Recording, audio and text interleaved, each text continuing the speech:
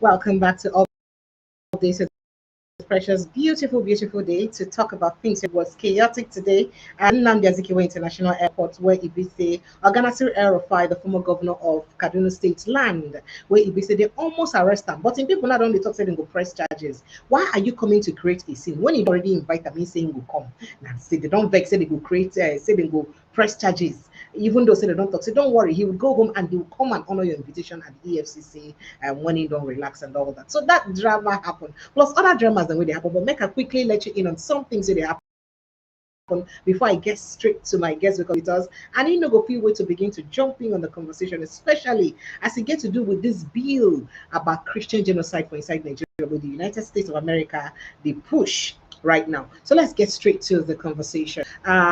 Governor Fubara dissolved State Executive Council in River State following the peace talk where don't happen between him and Wike with where Oga President don't mediate. So people don't look and say, okay, it be like saying don't decide now to also obey Wike because the next Executive Council now will be all Wike people. Well, we'll never know as the thing take be, but that not the matter where they ground.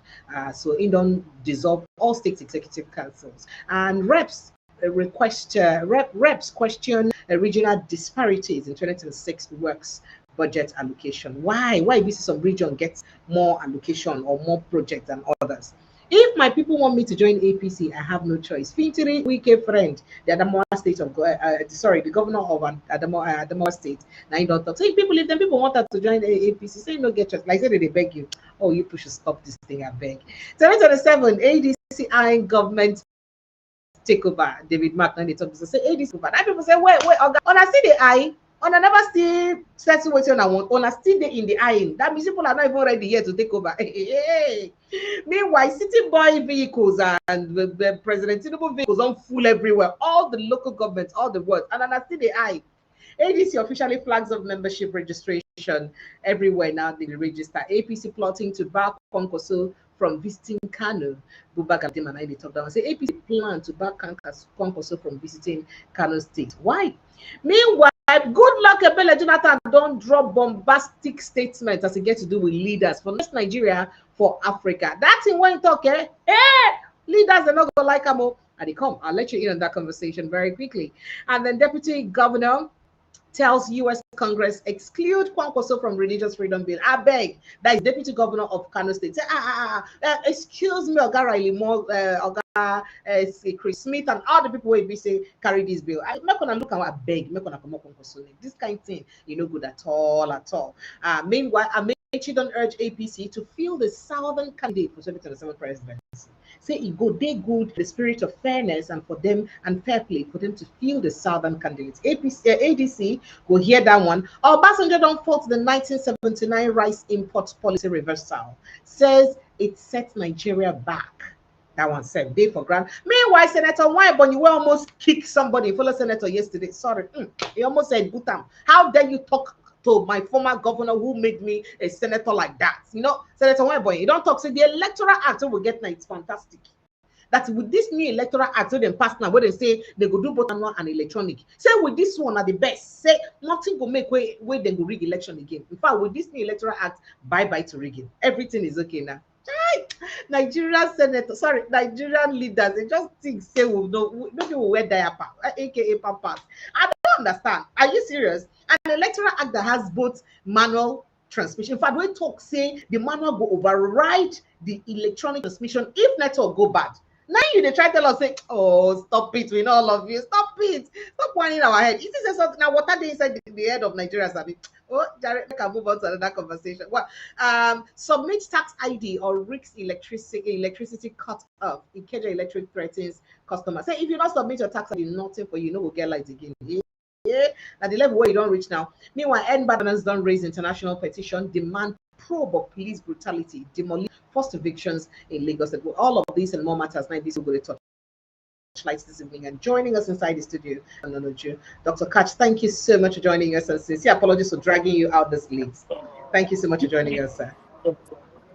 Thank you for having me. It's always a pleasure to be with you and your audience. Thank you, sir. So, very quickly, while you were away, I told somebody something. Did you hear what Ohafia women were telling Ojo Kalu? While you were away, or had friend sang a song called Zokalo and said that Ongebuya. And this is embarrassing. They say he never do any constituency project for inside the state. Say they not like that color. Is it good for women, elderly women, to protest against our old governor like that? Sorry, their former governor like that. Well, you need to understand, Oji right now is in the mix. Since he lambasted Governor Uti, this is the first time he's having a properly calibrated response. And that's why you're not seeing women on him after the Ohafia youths. So I think the politics started very early in Abia, and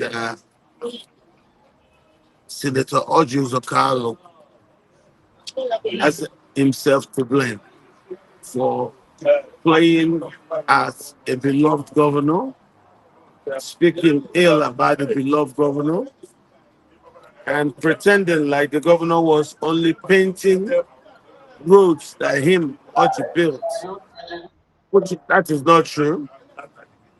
The governor has broken ground. Abia had been held down, not just my friend. And I remember telling him privately at his Iberi house that it would be good that he does have a. What he told me now, that when an Ungwa person comes, the Ungwa man will do it. Yeah, but what is an I Ungwa think man now? Is he not doing their ban now? Oji is not Ungwa. See, Oji I is from know. Iberi. Oji is Yes, I from the know. old Bender division. So he didn't do it. But now Oti has come to do Abba. You see, Abba has a very important place in Igbo thoughts. With Abba, linking with Uyo Calabar, and then from there to Port Harcourt, to Owerri, to Ihiala, then Onisha. It's a very important economic corridor for the Igbos.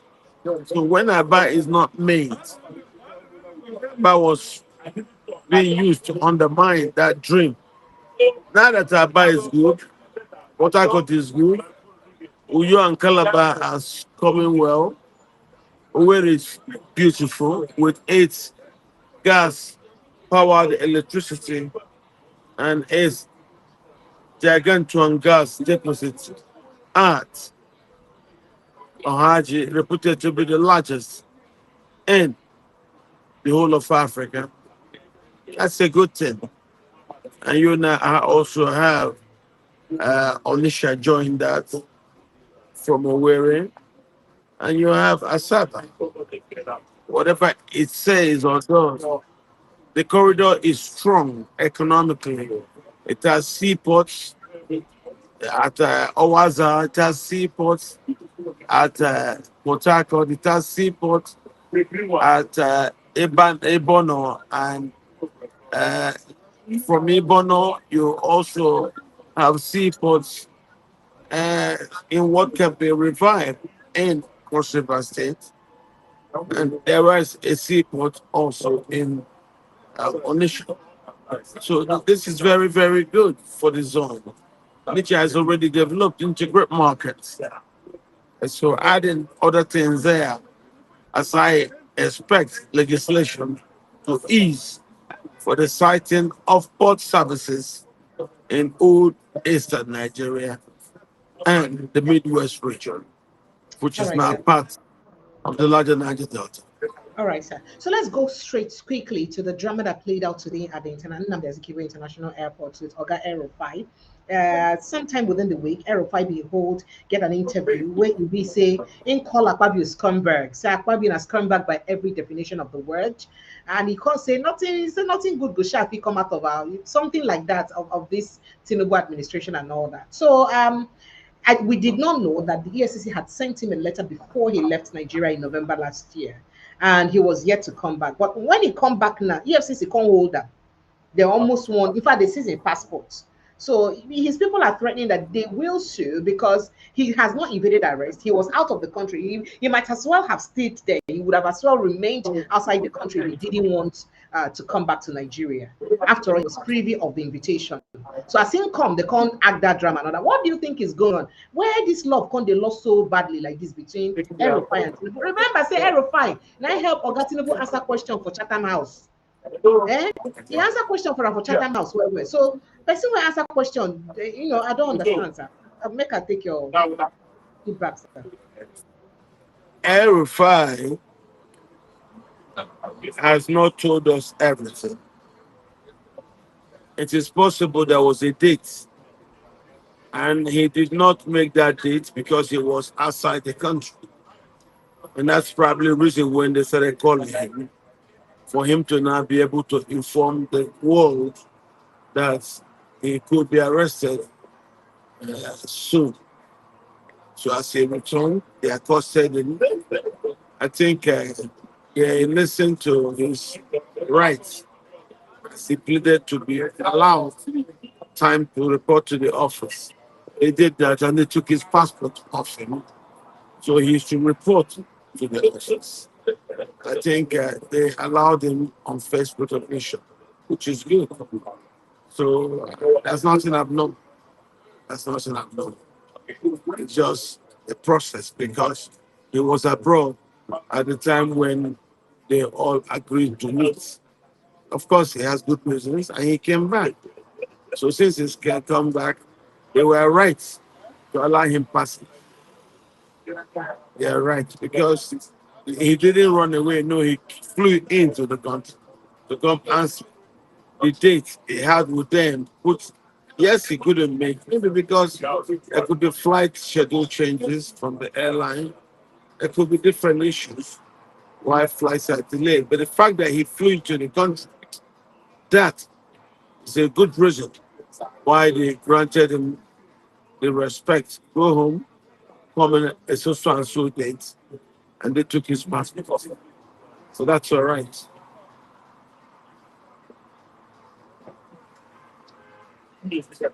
All right, sir, because a lot of things don't they go on for people mind and all that, and people they look and like say, say the northerners don't they see some of the clampdown on some of their political elite for the north as a deliberate attempt to stifle the north. I don't know whether this na politics.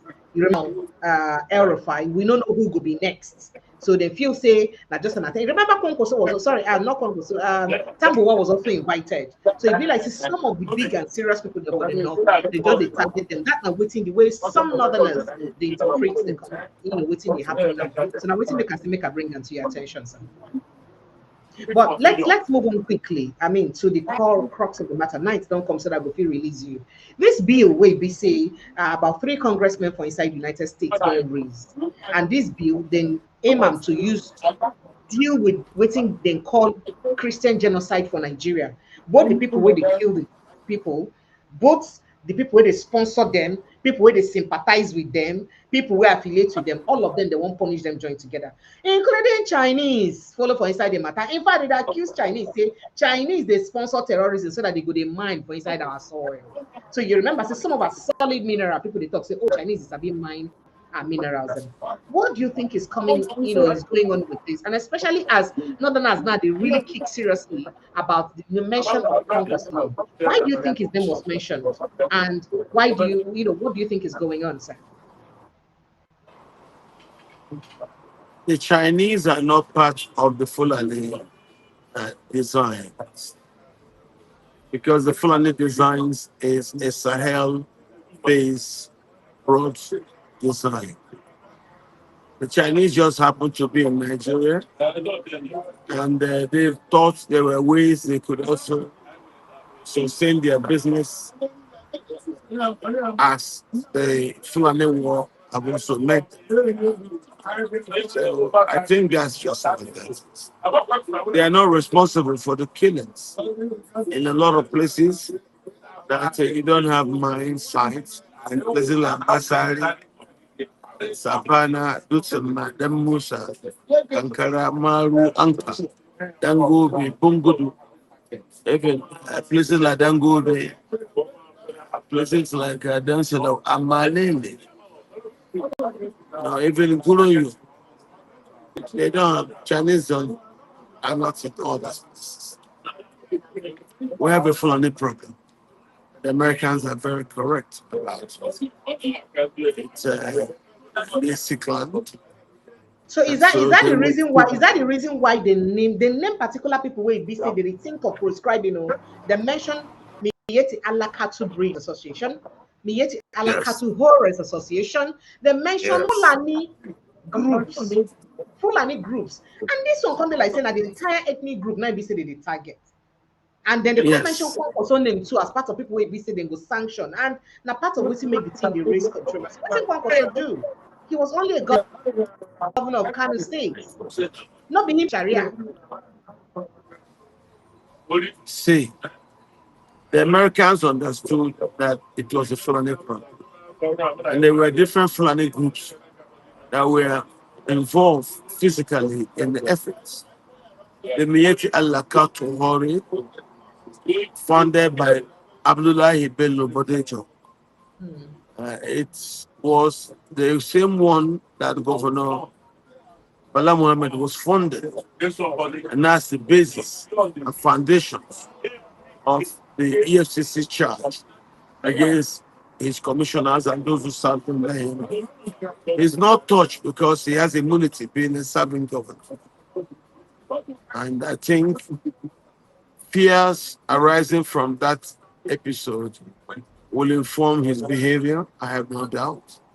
I won't be surprised if he joins the APC because they caught him red handed. Bala Mohammed is actually Jarawa, it is not Fulani. He's the first indigenous governor of Bauchi State. The Jarawa inhabits the areas from the Jos through Tidum on the Bauchi Jos highway through Toro to Bauchi. It's sad that he is taking this very, very devastating accusation from the authorities. And I will tell you, the problem we are awful on the issue. Americans are correct about it. That's why they said that also. The Mieti Allah Cattle Breeders Association. That is the association that the Sultan is at the head of. And that's why I told you the Sultan is vicariously responsible for a lot of what has happened. We discussed that before. So now you've seen that Mhm. the intelligence, uncle the Americans are working with, are the same intelligence I shared with you. It's a Fulani centric war. It's a Fulani problem. It's not a general Muslims. No, it's a Fulani issue. It took deep root on during the Buhari 8 years. And Tinubu wasn't able to calibrate a response intelligently against what the Fulani were doing. That's why he became complicit. And that's the page from which the Americans are working on. Is complicit. So I think he's getting it wrong when they pay money to propagandists who will speak things that already are confirmed.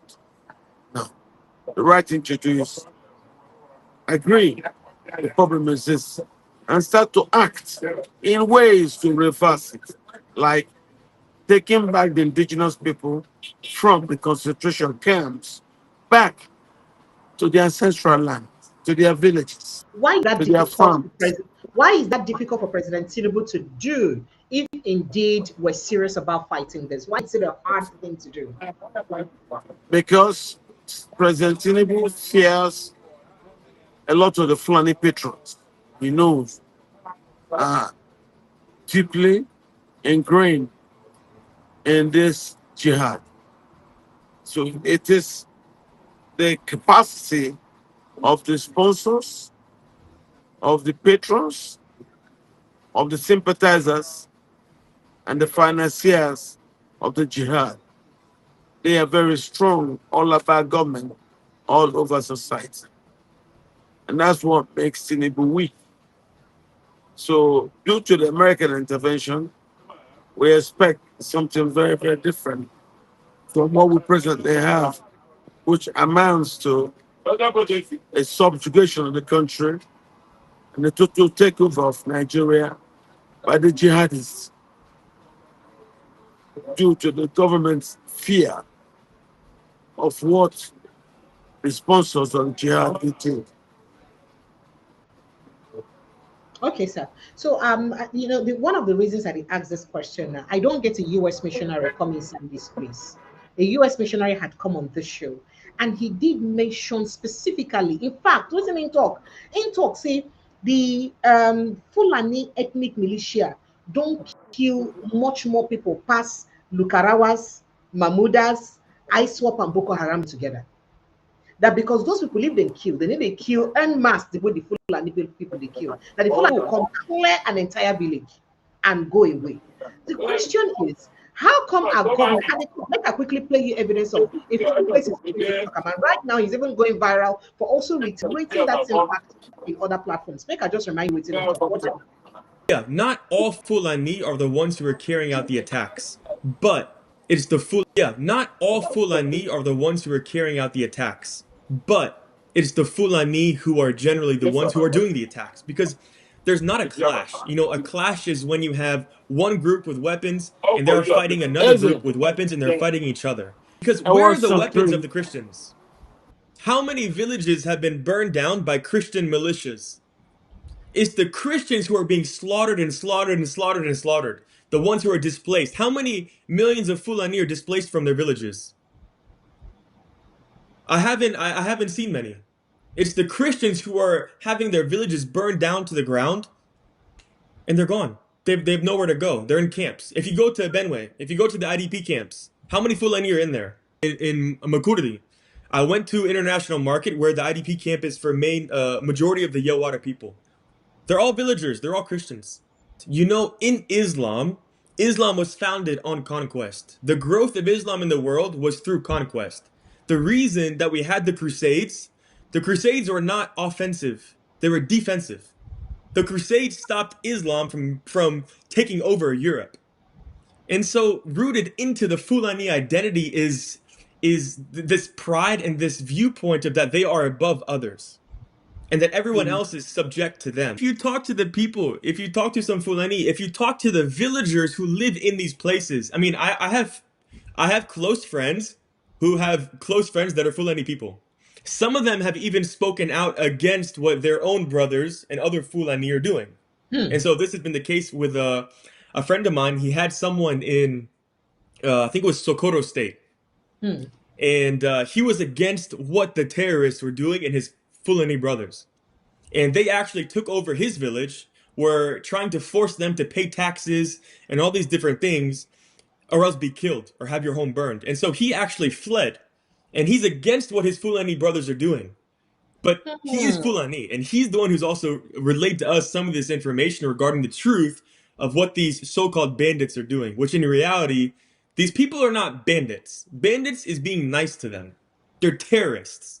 They're not just some random people who, you know, they steal a bag of rice here and there. Or bandits, it makes it seem like, oh, there's these few insurgents that are just hiding in a forest and they steal a few things here and there. You know, they're just these bandits, you know, it's just normal criminals. But you can't have an entire country surrounded and full of these people across the country who are killing, burning as they please. I mean, that's what it is. All right, so that's exactly what Alex Barr had to say, and he's also going viral recently for saying this. And Nigerians don't they ask questions? Say if we say Oga President Bola Ahmed Tinubu never hear all these ones, we say they happen like this, and what is he doing about it? And then there was something else he also did say recently, where EBC people don't they also look at. In fact, because he mentioned that for these houses where you don't rebuild for inside your water, that the government will be held accountable if anything happened to the houses again. Make I just happens in your water after this rebuilding. The government is liable. The blood is on your hands.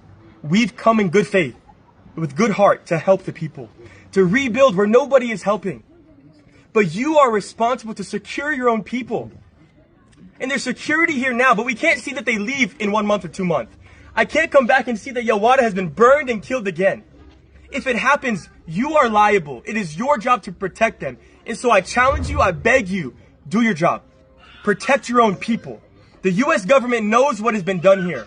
They know the attack. They know that I am here. They know that we have rebuilt Yawata, and they support me. Congressman Riley Moore, he supports what we're doing. He knows. He has the geographical coordinates of Yawata. And we are all monitoring what is happening here. So please, protect your people. Do not let anything happen to Yawata again. Thank you. Okay. All right. So, I mean, that's a few things where they say don't happen. And the question, say, the president, they hear all of these things. I mean, for him to mention that the United Nations is aware that he's in Nigeria and is aware that he's helping Nigerians rebuild, displaced Nigerians to rebuild their houses. And I think the most embarrassing thing for the conversation is say, Nigerian government no even bother to rebuild the houses for the people the way we say they displaced. Neither are they even bothered to ensure that they go back to their ancestral home. Now, an American missionary, they come all the way from the United States to rebuild houses of people where they displaced, a place where when the attacks happened, no Nigerian official was able to visit to tell them that, oh, sorry for what you're going through. So how is it possible, sir, Dr. Katch, sir, that this is happening in Nigeria and the government is oblivious of what's going on? That singular. Okay, network. Sincere apologies. Sincere apologies. Network, don't go back there. All right. So there are lots of questions that beg for answers, and we surely must talk about them because they're very important. Sir, okay, I think we have him join us. Hello, sir. Go ahead, sir. Yes. When we insisted that the government was complicit. Sorry, go ahead. When we insisted that the government was complicit in the crisis, it was because of things like this. If the government would be nonchalant about doing the right thing, about restoring dignity back to citizens, about bringing people back to their homes so that they do not end up living their lives in camps. Concentration camps are not for human beings. Oh, yeah. So the network has also booted him out again. All right. Okay. So I hope when he comes back, he'll be able to respond to the question around Kwankwaso because it's very important. And the most importantly, the major issue will be the reaction of the Northerners, especially from the Fulani extraction, if this were to happen. If the United States eventually succeed from this bill, waiting will be the reaction of the people from the Fulani extraction, especially understanding, say, they mentioned the punishing or designating Fulani group. And that involved a lot of people from the Fulani demography. We're not even feed they involved for waiting they go on, or we're nothing even concerned for waiting they go on. And how that's waiting will be the ripple effect of that one if it be say happen. And it must have an effect in our own politics in Nigeria. So that is why it is very important for us to also look at this, especially considering what Dr. Katch just said, that some of these people, now people will be saying even President Bola Tinubu, they avoid because of say if believe say they're too strong about strong. And if that is the case, waiting will be the end, the implication. What is going to be the implication? So it's very important that we look at this one. Let me run you through some things that's going on. I'm waiting Oga Goodluck Jonathan to very quickly whilst Dr. Katch tries to join us back. So former President Goodluck Jonathan has urged African nations generally to promote younger leaders, arguing that those between the age of 25 and 50 are more equipped to handle the physical and mental demands of modern governance. Say this one that they do now, old age governance.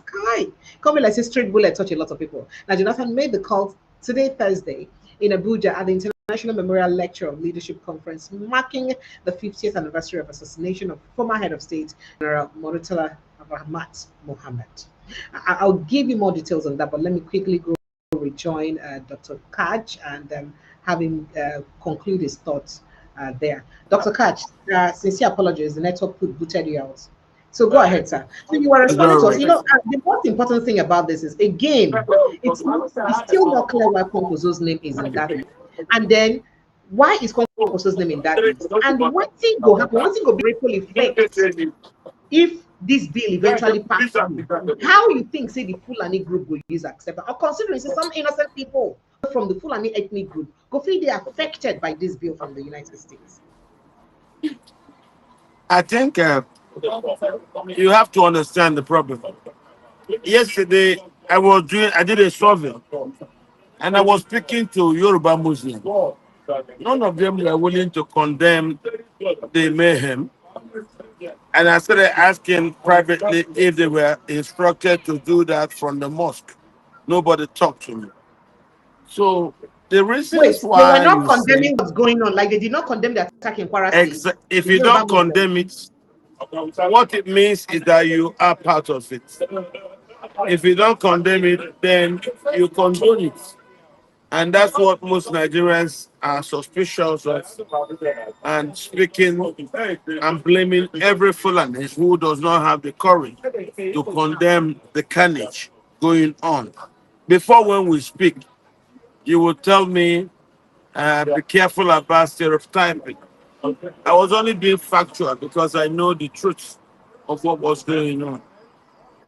Now that the international community has agreed with our position, that what we had was basically a Fulani problem, let us quit denial and start to speak honestly so that we can solve the issue. So do Engaging you Fulani think that leaders. Kwankwaso's name, do you think that Kwankwaso's name specifically mentioned was an error? Do you think his name was mentioned in error and it will be corrected? Or do you think there must be a reason why they mentioned his name in that bill? No, no, no, no. There's no error. What they reveal in their thoughts is synonymous and very much in line with what we already knew in Nigeria. It's just the government was in denial, and because you had a lot of Fulani people at the helm of government, denial became a culture. Well, it has been rampant, it has been ruptured, it has been destroyed. The earlier we as a country start to walk towards admission and then restitution and things like remediation. If we don't seek a path towards remediation, we may not be able to get out of this. Miyeti Allah, we are all over television stations campaigning, telling people this is farmers' headers crisis, it's a climate change thing. They knew, being Fulani intellectuals, that this is what's going on. Now we have found out. So you must, everybody who tried to hide it, everybody who tried to deny it, are also seen as part and parcel of this problem. Kwankwaso's problem arises from him and other people maybe noisy the minute President Trump spoke. So they remember him that is one of the governors who introduced Sharia to 12 states. And so those governors have become people of interest. And so is Kwankwaso also for his work on Sharia. Kwankwaso has said to those who want to listen that he was blackmailed into embracing Sharia, that he never ever acceded to it, that it was rather the engagement of the Kanu religious leaders by Governor Ibrahim Shekarau, who now used that pressure to make sure Sharia was declared in Kano State. Well, the US work does not seem to agree with that explanation. And that's why Kwankwaso's name made the Sharia list. So why are we not Well, this talking is about just a beginning. Yerima, the first person we bring out the Sharia law? Why we need to talk about him? Yerima is in the list. Yerima was the beginner. Kanu was the most impactful. You don't hear today about Yerima's Hisba. But you hear every day about Kanu Hisba. Kanu Hisba. Oh Kanu, wow. Kanu has more impact on the Sharia acrobatic than Zampara. What you see them do in Kasina, Zampara, and Sokoto, they can't try it in Kanu. Kanu's law, big, and a historical area with life that has not broken right from the Middle Ages till today. Okay, sir. So you did mention that you spoke to some Yoruba Muslims and they were trying to deny what's going on. They didn't want to mention what's going on. Why do you think the Yoruba Muslims would try to shy away from what's going on, especially considering that Yoruba states and Yoruba villages have been affected?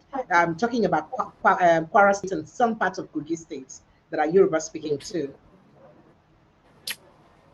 Well, if Yoruba Muslims are the ones they are now using to issue statements on non-acceptance of the INEC chairman and any of his work, because he was factual, he was honest about the Fulani issue in his work as an academic.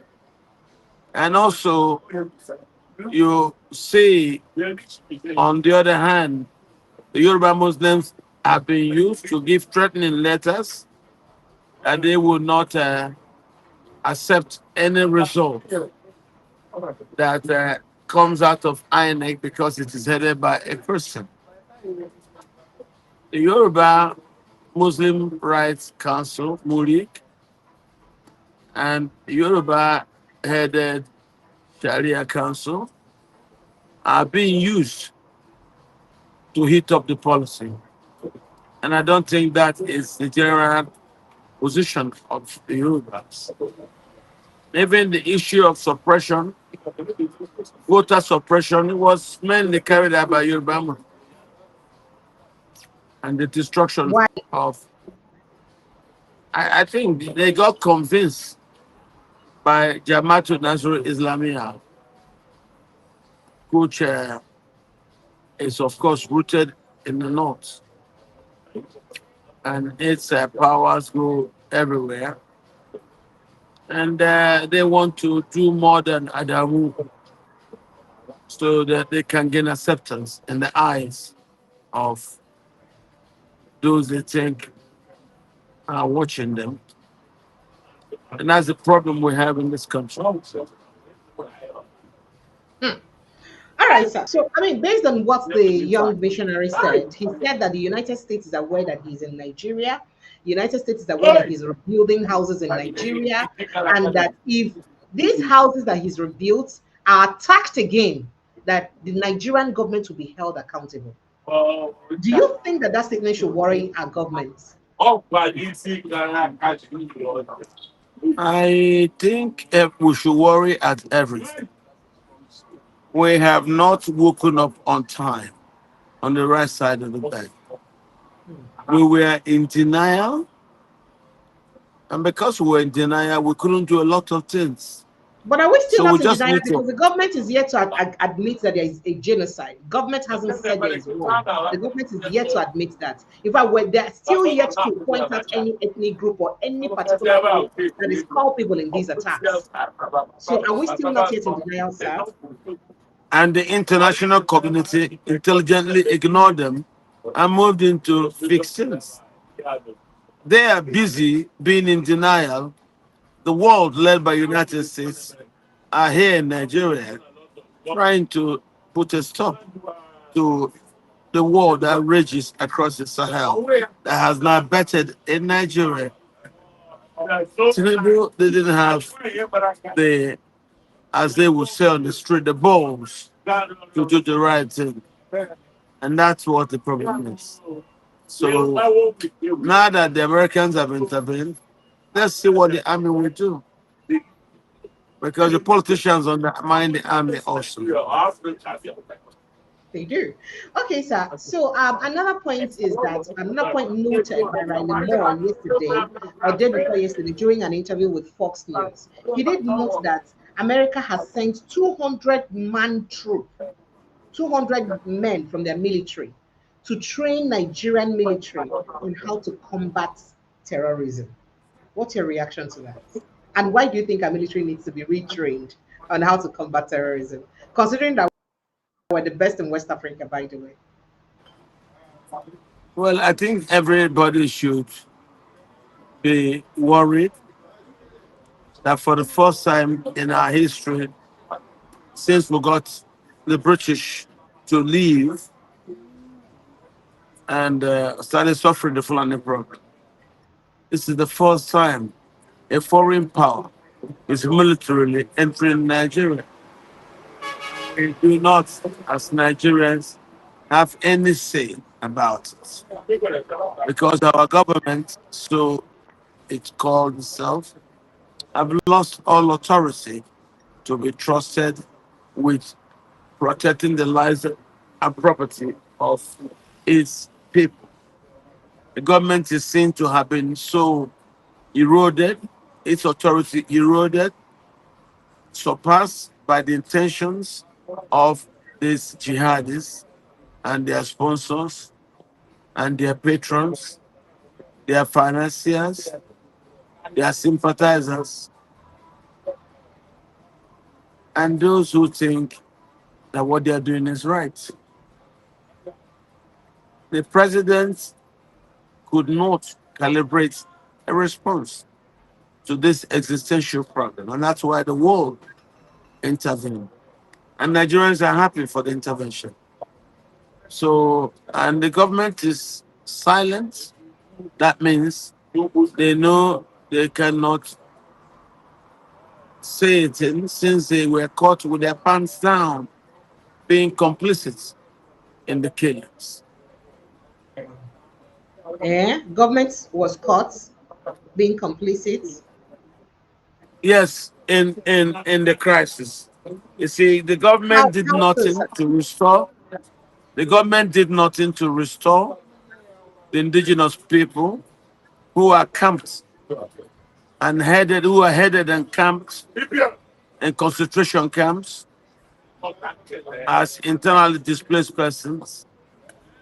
The government left the violent usurpers to take over the land and live in the land, in some cases, changing the name of the community, whose owners and people are kept in concentration camps for internally displaced persons. So on that, most of us in Nigeria believe that the government is complicit. You see, failure to do your job is negligence. We believe negligence is criminal. Negligence is criminal. Negligence is criminal. You know, for the government and the Sultan, they have to take the blame, accept for how bad it got, and then pledge to be better than they gave the society. All right, sir. So, I mean, speaking about 2027 election right now, we know, say, at some points, they say Obasanjo been the push and the Peter Obi and Kwankwaso tickets. And we also know, say, another person will be close to Peter Obi somehow now to now Erofai in recent times. How do you think their involvement, this US thing and including the EFCC case with or the EFCC invitation of Erofai go fit use affect Peter Obi image for the 2027 election? Do you think it will affect him in any way? I would just advise that it is too early for us to be thinking about all these persons. The most important thing is for us to build a coalition. These words are not proper for now. I think we should first build a coalition where people are sincere and where people can swear to work for the uh, betterment of the whole Nigeria, not individual emotions that drive ambitions. Yeah, here we go again with another network cut down. It's really crazy to have these things happening. Kindly subscribe, like, please share this post and like it. If it's your first time of joining us, ensure that you subscribe to this platform. Sincere apologies. I'm sure that Dr. Katch will rejoin us as soon as possible once it's able to get reconnected with the network. It's really crazy to have this back and forth and can be tiring. Please do bear with us. But make I just quickly run on through other issues very quickly. So in River State, Siminalayi Fubara, the governor of River State, has dissolved the State Executive Council. The resolution announced today, Thursday, takes immediate effect. All commissioners and special advisors have been directed to hand over to the permanent secretaries. Or the most senior officers in their respect, express gratitude to the elders of the Executive Council for their service and wish them success in their endeavors. Now, the development was disclosed in a statement today, Thursday, by the Chief Press Secretary of the government. People don't link and say it gets to do with the recent talks between him and Wike get with President Bola Ahmed Tinubu. That may just be, back to letting him get his people back on board, and that I'm waiting people to talk about. The national chairman of the African Democratic Congress (ADC), Oga David Mark, don't say the party is poised to take over the government, come 2027 general elections. Now, David Mark expressed optimism today, Thursday, in Abuja, as the party officially launched its membership registration drive across the country. And I do hope that it will do as much as a good job, like as the kind of good job that APC is already doing. They don't drive their numbers go up. Not gonna say they do. Not gonna make it become the numbers more. We'll get numbers fast.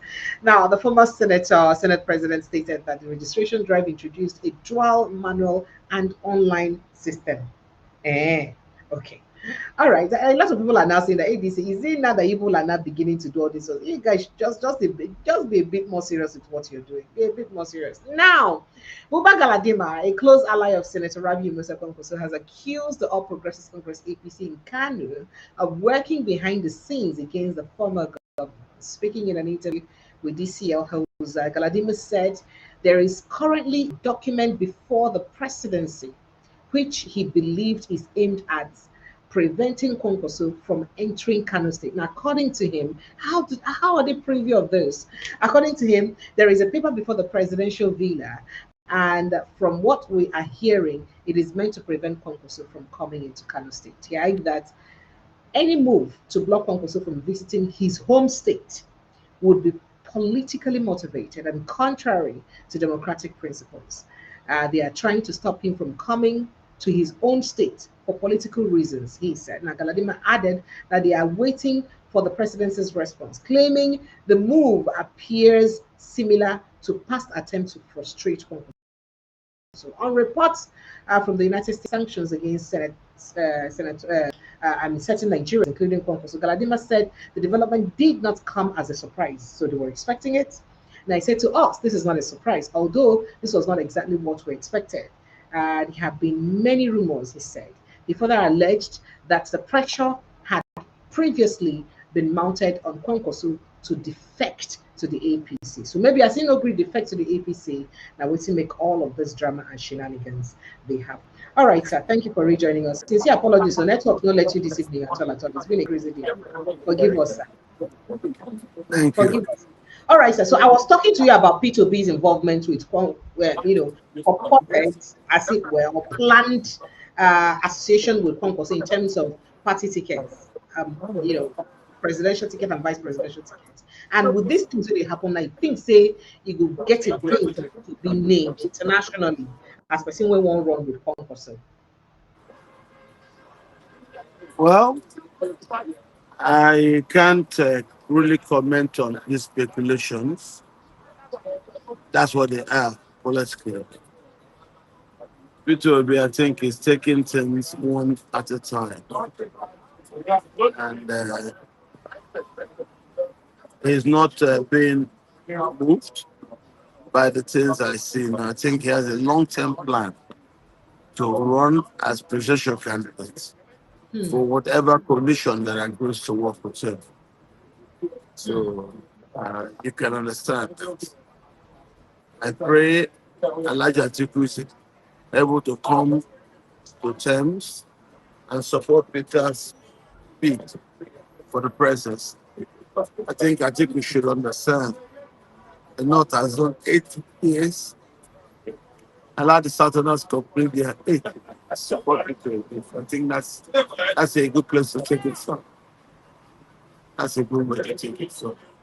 Okay, so one top member of the ADC too, Amechi today also appealed to the ADC to make sure so they get a southern candidate for purpose of balance. Do you think the ADC will begin to tilt towards that direction, especially considering this pressure by Obasanjo for a P2B ticket, if that rumor is true?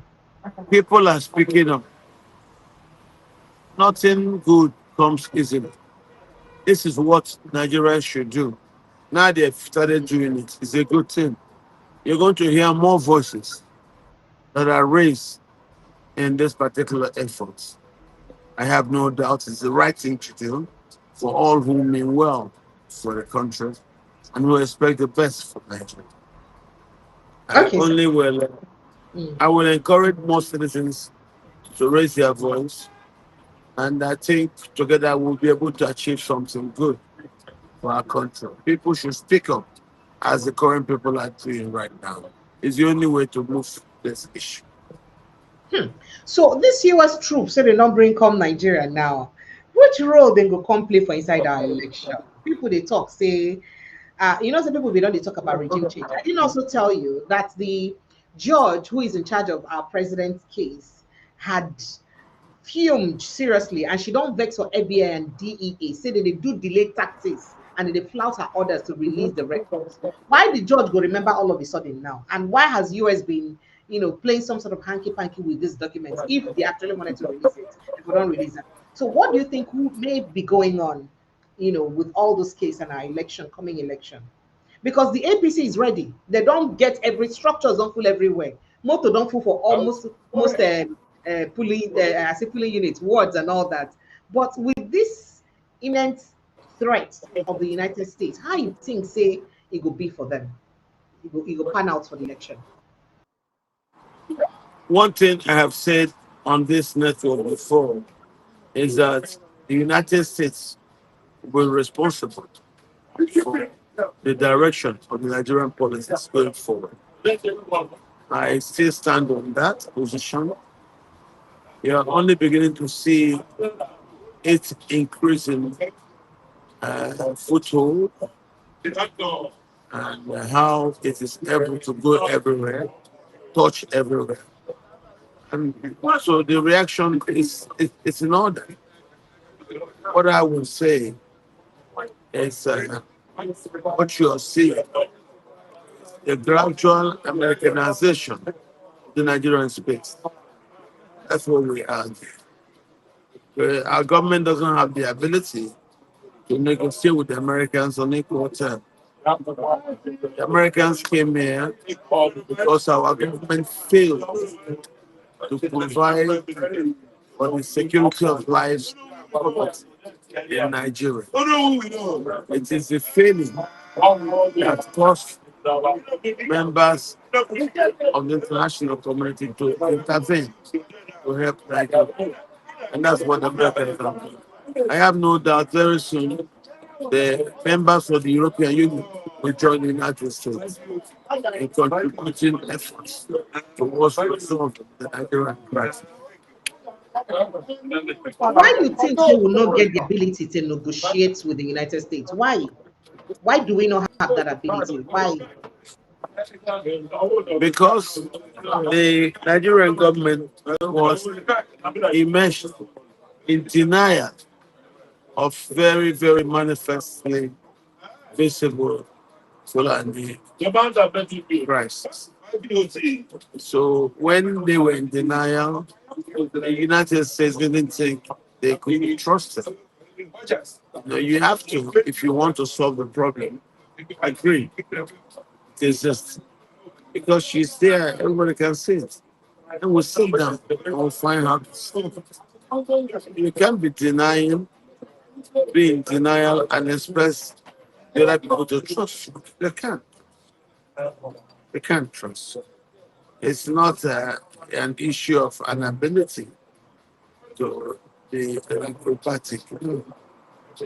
You need to within the understood levels of currently recorded human understanding. Since other people have seen it as a problem, you admit the problem. That's when they can join you to solve that. When you go on denial, nobody will ever take it serious. That's where Nigeria is. That's the reason You the know, this, United States has come. this denial you said now is very serious because so our first lady been go the US when he visited the American president Trump. Now, some House of Rep members or some rep members or congressmen, one of them come out when they talk say that the president sent his wife to come here and like say the president Tinubu send his wife to come US to come do a propaganda against the Christian genocide where they happen. He had insinuated that in his statement. But the journalist, when they talk to even admit that he refused to give our first lady, a whole our first lady, his platform so that she no go come use them to come they talk against Christian genocide. How you take see that kind of thing? It's about a whole first lady of Nigeria and the president of Nigeria. In fact, the congressman Chris Smith say Nigerian government get the culture of lies. Those were his words, that we have the culture of denial and lies.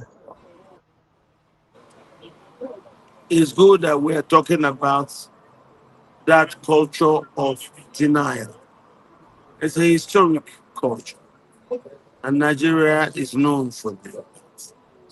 So, but the world is serious. You can see the sun is shining. So, what do we do?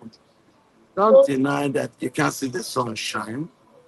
Then nobody will take you seriously. You should not be part of discussion of that. That culture of denial is the reason Nigeria is where it is. Admitting the truth about something that is visible and manifest. That's the beginning of you finding a cure. Nigeria does not behave properly. People live in denial, and that's why the country has gone down. So let's pray that we see things differently and be able to make amends so we can fix Nigeria.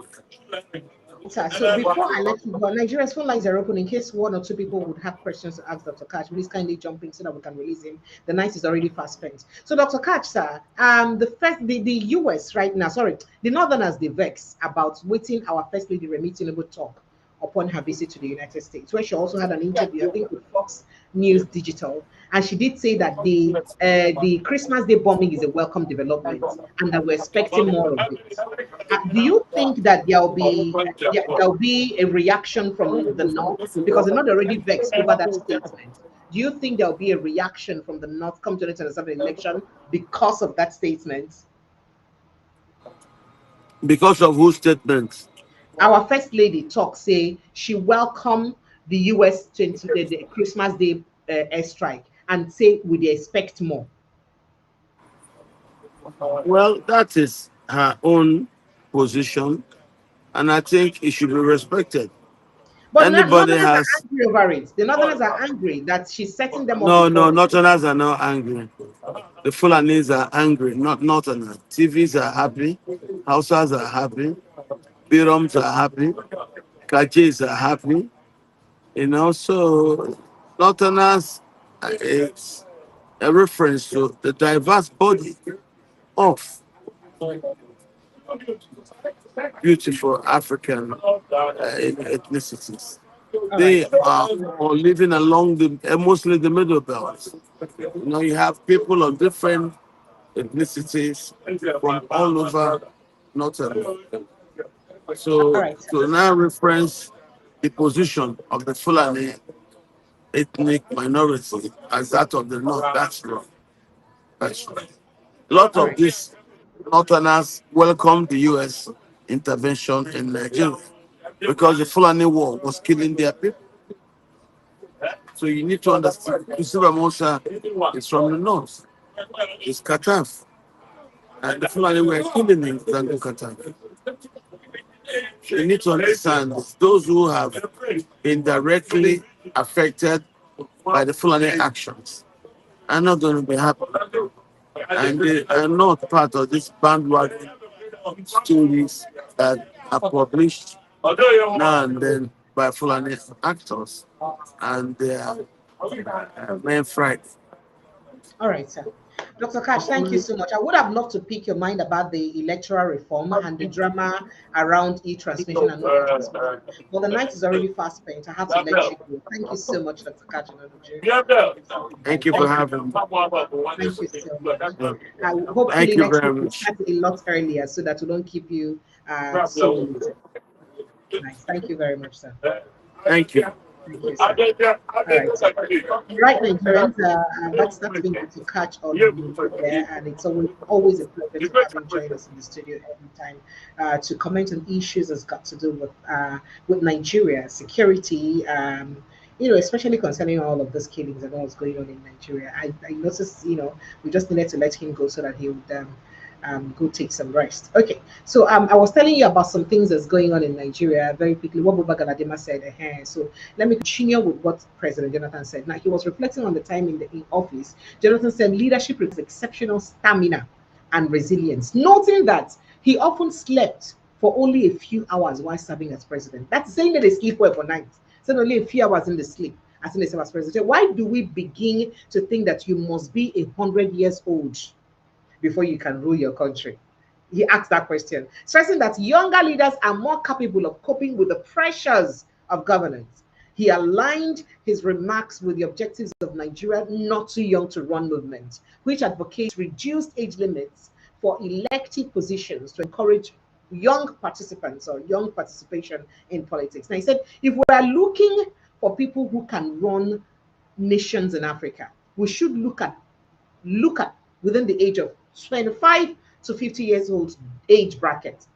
That is when you can be vibrant, physically strong, and mentally sound. Now, what's in Jonathan talk? Now, the former president also questioned the frequency of official travels by some of Nigerian or some public office holders in Africa, suggesting that leaders should devote more time to administering their states and countries instead of traveling. Not the market. Waiting good go market itself. In fact, if people say that good market they sell itself. So don't tell us that you're traveling to go and market the country. Don't worry about yourself. Stay here and do your work. If you do your work well, these people will come. In fact, your market that you have done well here, the good work you've done will attract business and market to you. Perhaps that's what he's trying to say. Now, he said his leadership sent. In fact, I can't go on with that. But people don't look at like say, is he throwing a jab at a particular person or group of persons? Is he trying to mention some people inside the statement where he say he make? I talk say make we know they put old people for inside governance and people don't raise controversy. People don't they talk. Now people don't they talk. So God Jonathan, they careful, make they not remember say there's some people waiting be the probe under your administration. You don't they talk now. Yes, is close to you well. Don't they talk like this? But then, frankly speaking, looking at what he said, is anything wrong with what he said? Is it not time we looked at younger people, much more younger people in Africa to take over leadership instead of what we're doing right now? People, imagine waiting in talk saying they sleep for nights. So how many older people go fit sustain that kind of thing? And very quickly, let me let you in on what Chibika Amechi said. So former transport minister and governor of Rivers State and AC chieftain said that ADC must consider a southern presidential candidate ahead of the 2027 elections, stressing that competence, age, and the country's power rotation tradition should guide the party's choice. He mentioned competence, mention age. Was he trying to also mention anybody? Competence, age, and the power rotation. Hey, so was there somebody else that age may not be by his side that is coming from another part? I don't know. Now, speaking to the yesterday, Wednesday in Kano State, the former River State governor emphasized that the ADC must present a candidate acceptable to the southern region to enhance the party's nationwide appeal. He said, I will support whoever emerges, but I advise the ADC to identify the best aspirant who can convince Nigerians that things will be turned around. That's what Amechi talked. He outlined 3 key factors for the party's consideration. First is capacity. Second is age. And then the third, he said, is respect.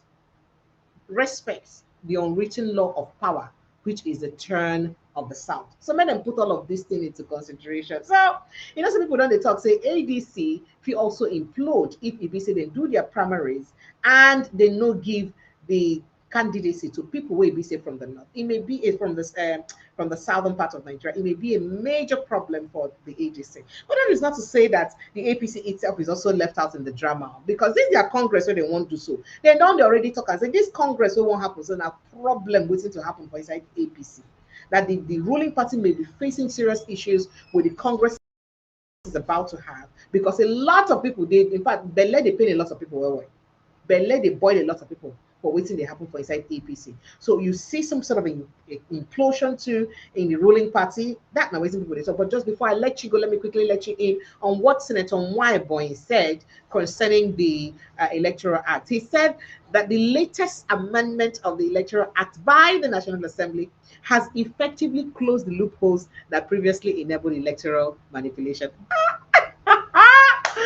I'm sorry, I'm not laughing at that. The honorable minister, sorry, honorable senator, yeah, the honorable distinguished senator. I cannot laugh at you, but okay, we know where Pampas now. Why they do us like this? Now, he said, waiting.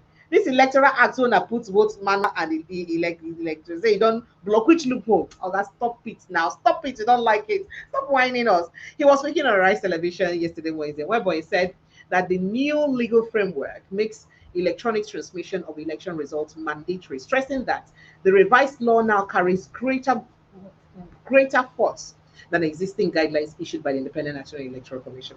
People can't talk so way. He just they talk this one so that people where they agitate, people where they vex will just melembe, so that they will just calm down. They will just calm down very well. Okay now. That's so that people will calm down and then leave you guys. When the time reach for 2027, you not do us the abracadabra. You do. People should stop it, Joe. People should stop all these things you used to do. I beg. We know better than this. We know on a past like this. Well, Nigerians, I love to draw the curtain here, considering that I started very, very late. I love to draw the curtain here. I love you guys and I appreciate you. Let's protect our mental health. Tomorrow, Prince Francis Chilaka joins us for a very great session. Thank you to everyone who's been joining us here. Thank you to every single one of you. I appreciate you and I love you so dearly. Please protect your mental health. When our health is important to me, I beg. Protect your mental health. You see this wahala, they feel drag you crazy. Oh yeah, make I go back to waiting and be do before. I love you guys and I appreciate you. Good night and God bless you. Thank you. Goodbye.